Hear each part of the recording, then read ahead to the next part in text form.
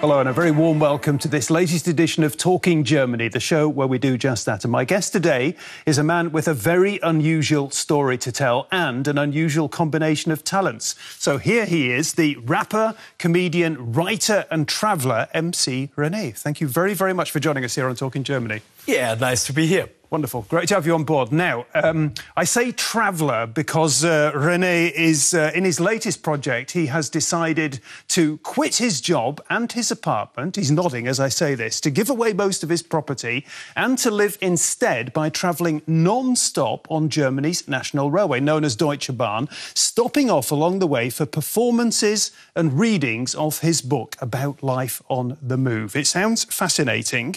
Let's begin with this question. You don't have an apartment? No. You don't have a car? No. No furniture? No furniture? No furniture? What does Things to sit on? Bed? No. Yeah? No. No washing machine? No washing machine. What do you have? I have a head full of sick ideas. I have my Bahncard 100 and I have one bag. Yeah, you have one bag. One small bag. One small bag. And one big bag. And one big That's at my brother's apartment. Okay. And when there is like a change in the from autumn to spring, I change my clothes, you know? Yeah. But I have a 2 weeks traveling bag. Wonderful. You mentioned that you've got your, what the Germans call a Bahncard, a rail card. Yes. Have you got it with you? Of course, of course. Oh, right here. There we go. It's the Bahncard 100. Yeah. 1 second. Let me show you. I mean, there'll be some of our viewers who have never seen a German Bahncard, a rail card like this. This is the 100 version that gives you pretty much unlimited travel. There's a bearded René up here. Yes. Yeah? And this is what you use to travel with. Yes. Yeah? I just show the card, and then I have free access. You have free access. Every train in Germany. Let's pin it down. Let's get the facts. How much does it cost each month? It costs like 4,000 euros, but I had an abo per month. So for that 4,000 euros a month is about 380 now. Okay, so that's that's a week, 380 a week, yeah? No, a month. A month, yeah? So we're talking about somewhere above $4,000 there, yeah? Yes. Okay. And how do you organise your days? Oh, it's different. It depends on where I have drive to. For example, I'll give you an example. I'm in Berlin and I have a gig in Stuttgart, South Germany. Okay, then I have to check out at which time I have to be there. Is it good to drive it the same day or is it better to drive the day before to get relaxed on the show? But at this kind of route, I will say I drive it the same day. I prefer to drive early because then I have to train for myself. And it depends on which day of the week you drive. When you drive on a Friday in the afternoon, it's full because of the weekend travel on Sunday when the people drive back. So mostly I hope I can drive on a Wednesday or on a Thursday. Where do you sleep? At friends' places? At friends' places. Yes, I'm a professional couch surfer. My slogan is from couch to couch. MC René is coming. Hopefully you got a wash machine. Then I can put my clothes in there.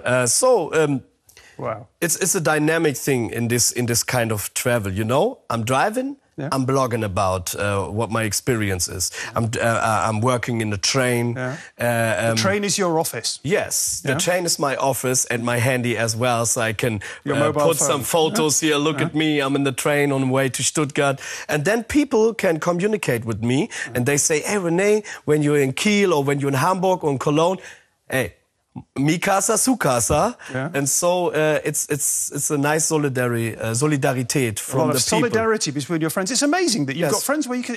This guy has got friends where he can stay every night of the year, more or less, yeah? You've had your first impressions from René there. What a lifestyle. Here is more. René El Khazraya doesn't let the hectic pace of Frankfurt's main train station get to him. He has all the time in the world. Trains come and go, inspiring him to a spontaneous rap. Mein Name ist MC René und hier bin ich gerade in Frankfurt. Der Zug, wohin er fährt? Vielleicht nach Hamburg. Von Berlin nach Schwerin, von Konstanz bis zum Bodensee. Du weißt, mein Schlachtschiff, das ist der ICE. Den werde ich einfach nehmen. Ich habe die Bahncard 100, setz mich hin und mache es mir bequem und sag auf Wiedersehen. René is a modern vagabond. He moved out of his apartment in April 2010 and has lived mostly in trains ever since. His goal? Success as a stand-up comedian. With the Bahncard 100, he can ride the trains as much as he likes in Germany.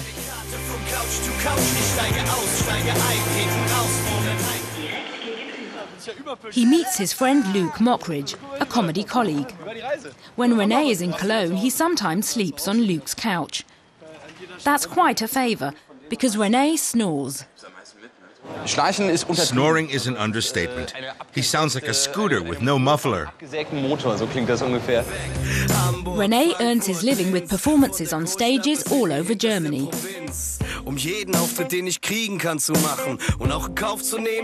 He was born in Braunschweig in 1976. His mother is German, his father Moroccan. At the age of 13, René began rapping. The following footage shows him at age 23. Sometimes I'm the Moroccan, and I don't worry about anything. And then I'm the German, the sensible guy who tries to keep everything organized and who needs things orderly. The Moroccan is the easygoing guy who's just spontaneous and enjoys life.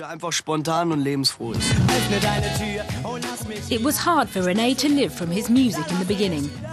When he was 23, he didn't know yet that he would have to take a job at a call centre. There he used the name Stefan Eckert to make himself sound more German.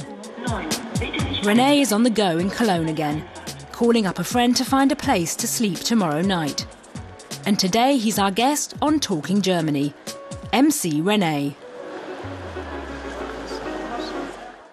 René, you look very good with the shorter hair at the moment, but you looked very good as well with the long hair. I like that an awful lot. I'm a chameleon. You grew up in Braunschweig? Yes. Yeah, in sort of central northern Germany. Yeah. Mm-hmm. What was it like?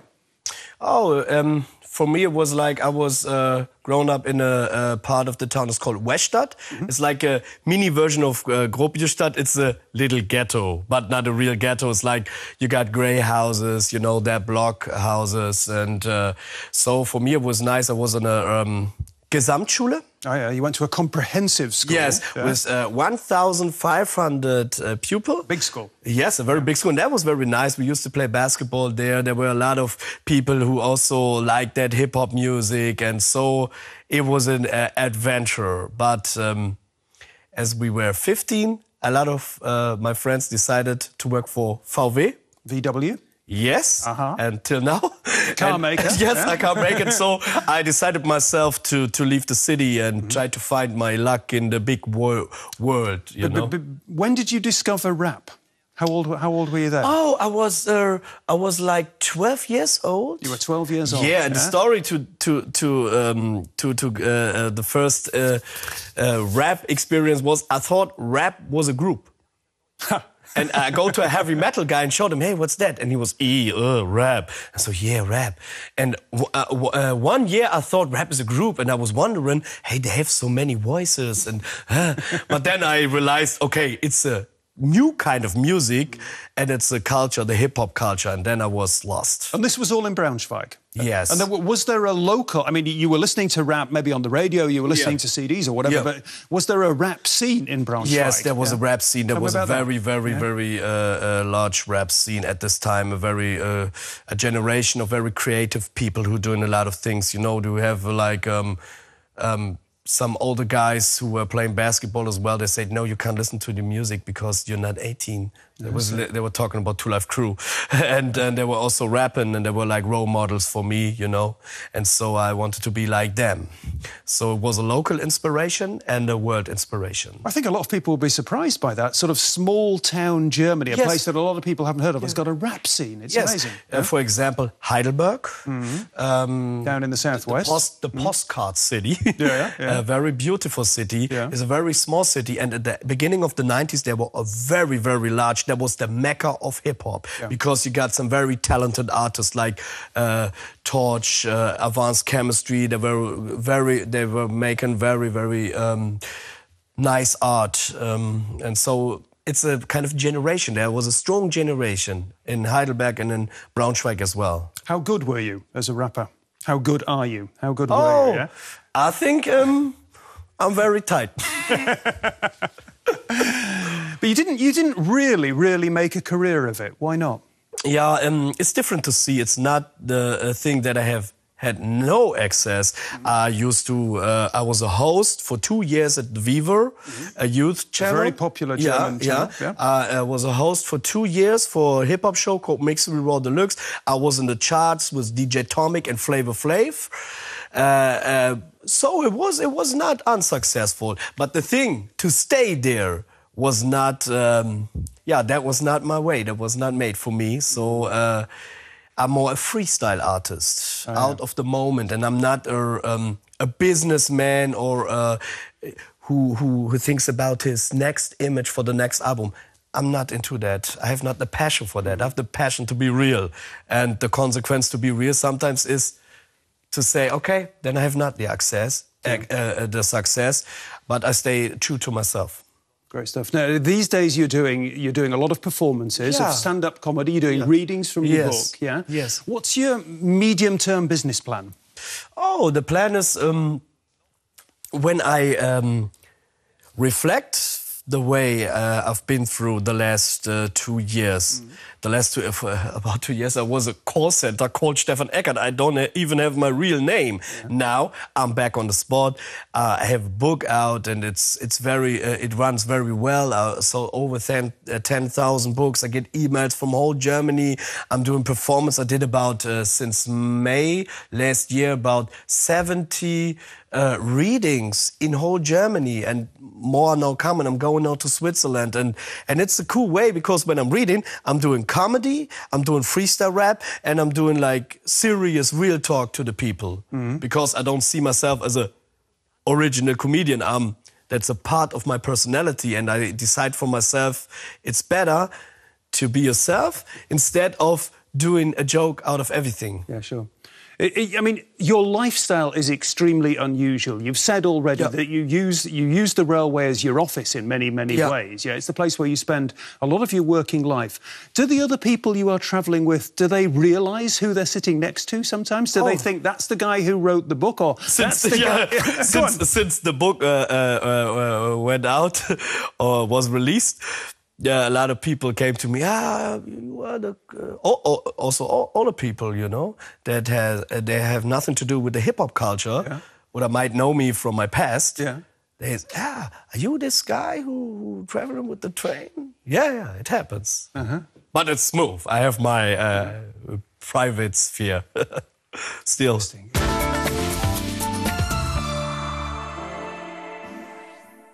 OK, René, you're the expert. How big a problem is punctuality on the German railways? Yeah, I'm always delayed. Really? Yeah, I'm late. And when Deutsche Bahn is late, we meet us in the middle. So it depends also on when it's December. Yeah. Like, or January, when there's snow or frost, when it's very, very cold, a lot of delay. Because the Schienen sind the tracks, they get all frozen up. And but since the last 2 years, I would say 2010 I started, it was the same. It was a lot of delays. 2011 it was. It's getting better. Yeah, props. And now It's funny that you say all this, because, I mean, my home country, the UK, where I go to quite often, in the middle of winter, if it snows and if it's icy, then everything closes down. Yeah. And everybody says, oh, it's not like in Germany, because the Germans can deal with this. They can deal with these kind of problems. They say it's not so bad, yeah? Yeah. What are the other problems with the German railway network? When you drive on a Friday, it's very, very full. It's very crowded. Yeah, that's very. That gets sometimes on my nerves because the people are totally stressed and said, it was the last time I was traveling with a German Bahn, blah, blah. And next week they travel again, because compared to the Autobahn... Yeah. It's the famous Autobahn. The famous Autobahn, yeah. It's like, it's a very, very relaxed kind of traveling, because I can sit there, I can ride, I can do things, I can sleep, and I'm still moving. And the Autobahn is not a company. The Deutsche Bahn is a company. So people can let their pressure out. It's like this and like that. But for me, it's just a thing to get from A to B. The Deutsche Bahn, nothing more or less. It's interesting because people do tend to moan about the railway a lot, and I often think I travel on the railway quite a lot, 2 or 3 times a month, and I'm quite lucky. I don't get many delays. I don't know. I'm a lucky customer. And I'm often wondering whether people moan too much. You know, people say Germans moan an awful lot. Do Germans moan a lot? Moan? What's that? Complain? Yes. In the train, of course, when it comes to fight for a seat. It's my seat. Here, look, it's my seat. A little bit, but more there. All the guys, the youngers are a little bit relaxeder, you know. Okay, and you're one of the relaxed customers. Do you have favourite routes, favourite destinations? Oh yes, of course. When you drive from Cologne to Koblenz, or from Cologne to Trier. Trier is the oldest German city. We're going up and down the Rhine here, aren't we? Yeah, that's a very, very, very nice route. When you come to Germany, drive this route, you will love it. And as well in the whole South Germany, it's very, very beautiful. And I was driving to Sylt. Yeah, right in the north, the island. Yes, that's very nice to get over the sea. Wow, I love it. You've been doing this for an awful long time now, really, yeah? Do you see yourself as somebody who is sort of a very unusual person? It's an unusual lifestyle. Yeah, it's an unusual lifestyle, so maybe I'm an unusual person because I have unusual thinking to do to make a decision like this. Really? I will not say I'm an unusual guy, because then we have to talk about the definition, what's usual or what's not. I think sometimes people say, hey, he's totally crazy to do a thing like that. I think it's crazy to stay in a job you hate it and to lie all the time to yourself, and later at the end of your life you realized, or you have regrets and said, oh, boy, I wish I had a break out of this kind of life. I think that is crazy. So it's a definition thing. But when people say, okay, then I'm an unusual, crazy, alternative traveling guy. But I'm a traveler. That's my state of mind. It's very interesting because there was the American writer in the 1950s, 1960s, Jack Kerouac, who wrote the novel On the Road. They've just made a movie out of it now, yeah. And the idea with Jack Kerouac, I mean, it was a book about music, about jazz music, but it was also a book about being free. Being free. Yeah. Do you feel much freer now than you used to? Are you a free person? Is that how you see yourself? Yeah, free in this kind of system. How free you can be, yes. Yeah.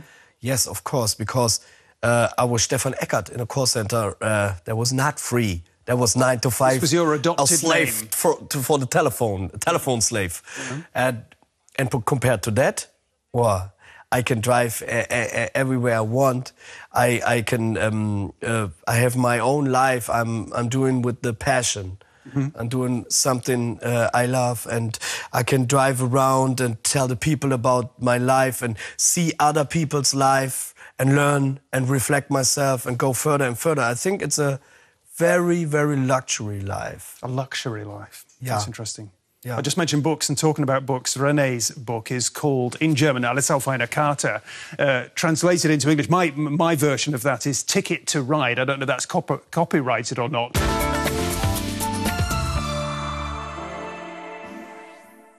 Now, René has mentioned it already. Before he became a roving rail writer, he had a 9-to-5 job working in a call centre here in Berlin. It's a sector that is viewed as a very tough working environment. Is that justified? Unwanted advertising, shady contests, bothersome surveys. Many people are sick and tired of being rung up by call centres. You say you have no time, but they keep talking. They just want to sell you something. It gets on your nerves. If I'm in a bad mood, I just hang up, but usually I politely say I'm not interested. But if you're ordering tickets, calling your bank, or asking for information on a product, it's quite possible that you'll get a call center agent on the line. Someone like Gesine C. Because she's afraid of losing her job, she wants to remain anonymous. Her hours are long and hard. 25% more work was added to our normal 40-hour week. We weren't asked whether we could manage that or if we had time to do it. We were just told, you're doing it and that's that. Germany's 7,000 call centers now employ about 500,000 people. Most of them are contracted to large companies and pay standard wages, but some call centers are independent and try to make their own rules. Companies that don't take part in collective bargaining are where the precarious jobs are. They have no works council and no standard wage agreements. The stress is bad for employee health. On average, absenteeism due to illness is twice as high at call centers as in other fields. Sometimes colleagues, or I myself, have broken down in tears on the phone. The Call Center Industry Association, which has 340 member companies, says it has received only a single complaint. We're in a rapidly growing industry. It's 12 times bigger than it was a decade ago, and that means there's a serious need to improve the quality of management. Unions have begun to hear such stories more often and are now trying to create structures to represent employees. But their offers of help often go unheard because call center staff are afraid, and that is bad for the image of the entire call center industry. It's an industry that has a bad name. Is it justified? It's like, for me, it was to get into the call center, it was a breakout of my normality. But as I was there, 9 to 5, doing the same on the telephone acquise. Yeah, trying to win customers over. Yes. It's not satisfying myself. It's not a good job. There was one of the women in that report said, she said, you say you've got no time, and they just keep on talking. Yes. That was you. Yes, that was you. How did that feel when, somebody says to you, sir, I don't want this conversation. I'm not happy with it. I was like, okay, next. Really?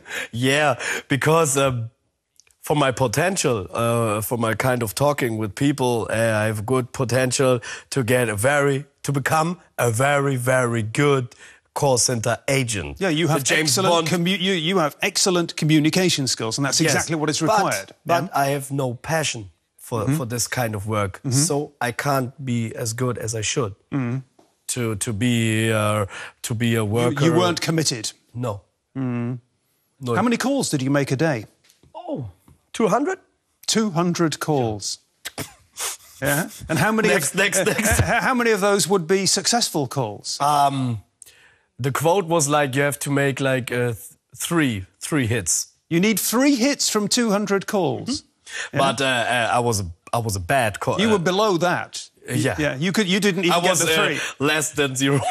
Minus 3.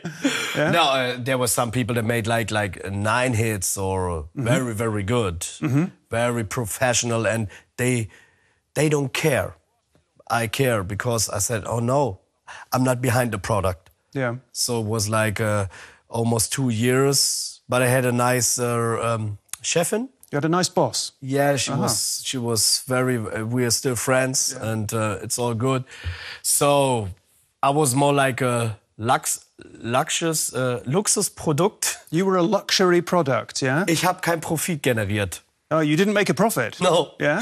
So she was just indulging. I was freestyling she said, for them in the okay. kitchen. She said he's a nice guy. He can stay. Yes. Yeah? People who work for call centres, do they become cynical people? Cynical? Cynical. Zynisch in German. Cynical. Do they lose their faith in humanity? I would not say cynical. I would say like stumpf. They become blunted.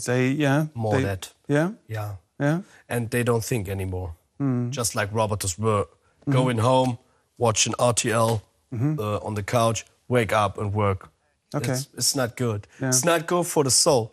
And what do you do if somebody phones you from a call centre and wants something from you, wants to win you over as a customer? What's your strategy? You just press the button? Yeah. See, I can't do that. I can't. I know. I'm from the business. I cannot do it. I don't want to hear. I say thank you very much for calling me, but at the moment I haven't got all that much time, and so I would really like to put the phone down. And they say but, and I say what? Yeah, no. I've got it all wrong, haven't I? Yeah.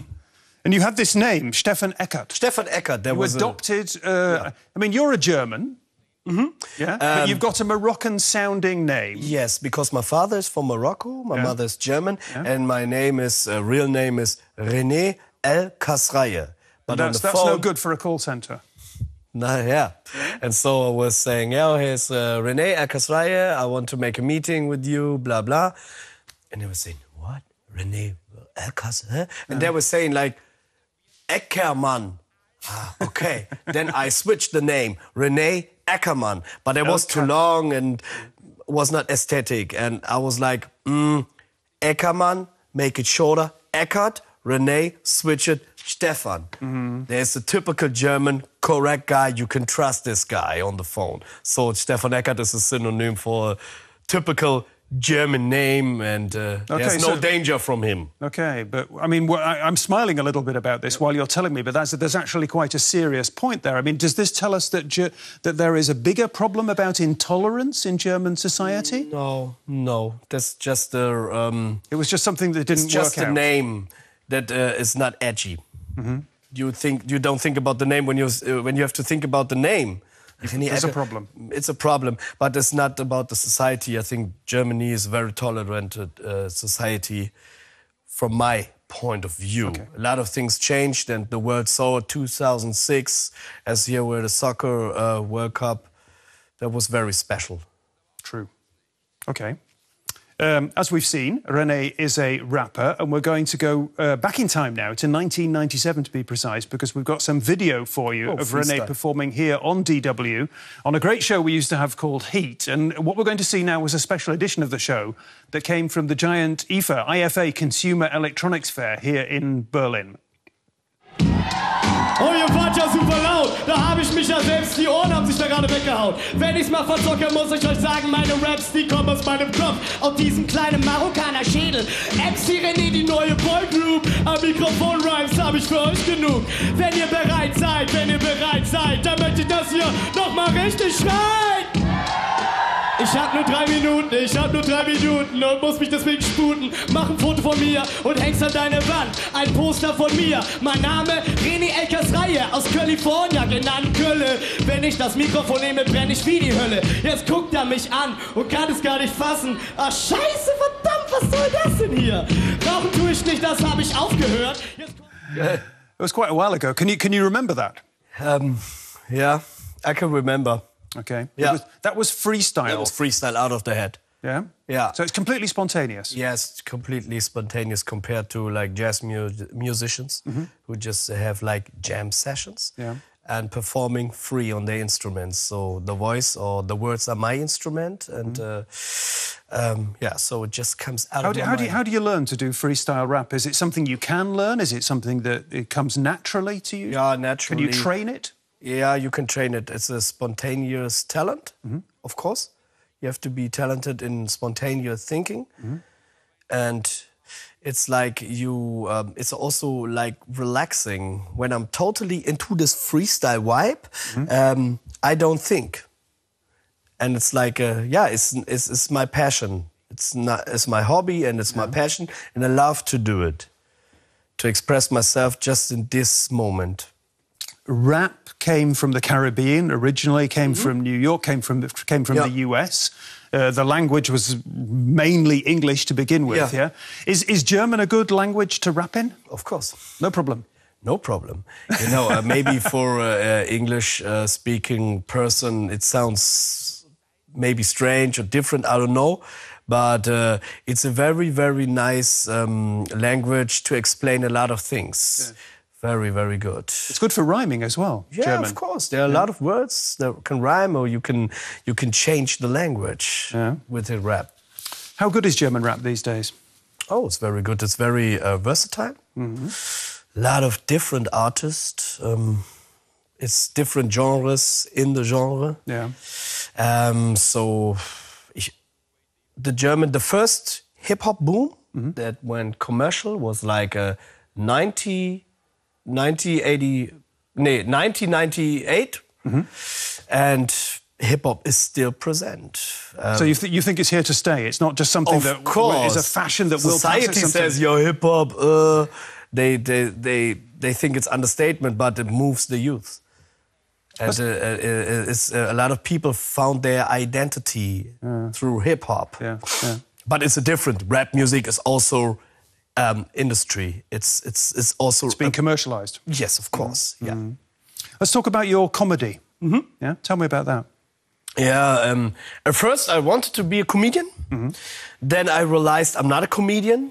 And it is funnier when I try to be serious as instead to be funny. Yeah. And now when I have my readings, when I talk about how to be a comedian or to try to be a comedian, it's more funnier than... I did a lot of jobs. For example, I was doing like porno synchro. Porno synchronization? Yes, that was a job to get money. And that's comedy. It's real life comedy. And that's my stories. That's like truth and pain. I think that's the kind of thing, because the German comedy often, in my opinion, is like there are a lot of good comedians. Yeah. Very, very young, good comedians. It's a big deal in Germany now. Yes, it's a it becomes movement. Huge. Yes. But a lot of it's like, you're the fat guy, you're the Turkish guy, you're this. It's too stereotype, in my opinion. And I think life is not like that. But people want to see, because they feel safe, they can relax. But the new generation that comes higher now, that will completely change. They were more like the American or the English stand-ups out of life. I think it's very funny when a 50-year-old comedian talks about hand jobs from his wife instead of, it's getting older now and this and that. I think that's funnier because it's often the reality, and reality is often funnier than you think reality might be. Absolutely. Yeah. Well, we talked at the beginning about René giving up his possessions. Now, when you do want to give things away, you can, of course, pass them on to your family or friends. Another option in some German cities is to take them down to what's called a give box. We've got this report. Toys, shoes, a fancy photo book. The Give Box is a huge store of presents for whoever wants them. This Give Box has stood here in Düsseldorf's Flingern district for more than a year. The principle is simple. Don't throw things away, bring them to the Give Box. We bring things to the Give Box that we don't need. For example, an air mattress, because we're buying a camping bed. It's a good idea. Maybe someone else can use it. And indeed, within 20 minutes, 2 students come to give the air mattress a new home. I just moved into my apartment, and I thought it would be good to have a guest bed if guests come. An air mattress is very practical. The idea originally comes from Berlin, but Silke Roggermann has now set up 6 of them in Düsseldorf. This Give Box was built for €200 of donated money. Ultimately, it's a critique of consumerism, because we don't have to produce and buy everything new. As you can see, we have books, toys, and some dishes here. The principle of give and take. The Give Box is a real hit in the neighborhood. The selection grows by the hour, and there's always something for everyone. The neighbors keep everything tidy. When I take my dog for a walk and see there's a mess here, then I straighten it up. There are a few things that don't belong here. You shouldn't leave knives or medicines, and generally no opened foods. We were here recently and someone came by with a huge portion of fresh popcorn. I don't know why, but he left it here. And within 2 minutes, someone came along and took it because he had seen that it was fresh. So just about anything could turn up here. The Give Box is open 24 hours a day, and the number of them in Germany keeps on growing. What do you say, René? Good idea? Very good idea, because in this society of having everything, people throw so many things away they shouldn't throw away. For my example, I used to give all my things away and clothes as well. And I brought it to a Jugendwerk in Berlin. So like a charity organisation, yes, working for young kids. Yeah, for young kids. So I was sure that they get the clothes and not making business out of it and sell it to Africa or wherever. Or wherever. Yeah. So I think it's very good. When you don't need it, give it away. Not throw it away, give it away. Somebody else will be happy to have these things. One little problem with the Give Boxes, I think, is that they get vandalised. People have been destroying them overnight. Young kids, young lads, or whatever. Yeah. Maybe drunken people. I don't know. Yeah. It's not good. I was just listening to you talking about consumer society, about how people have a lot of stuff and what it's done for you to give stuff away. I'm still very interested. This life that you've been leading, I'm amazed. I have to say, I'm amazed how long you have kept it up. Yeah. Did you have to get used to this new life? I mean, if you get a new job, it takes quite a while before you've sort of worked your way into it. Yeah. Did you have to learn how to live this lifestyle that you're living? No. It came naturally to you? Yeah, it's scary how easy it is to give everything away. And, but most people, I mean, ordinary guys, I mean, like me, I'd be very, very... What he said, it's scary. I'm saying, yes, you're right, it's scary. I was scared about not to give the things away. I was scared about that I was feeling easier without these things for me. Yeah. Because as I was in my empty apartment and had my key and give this key away, it was the point of no return. Yeah. And it was like an adventure feeling for me. I was feeling like Indiana Jones. Yeah, I'm on my mission now. Something like that. And so, a lot of blockaden.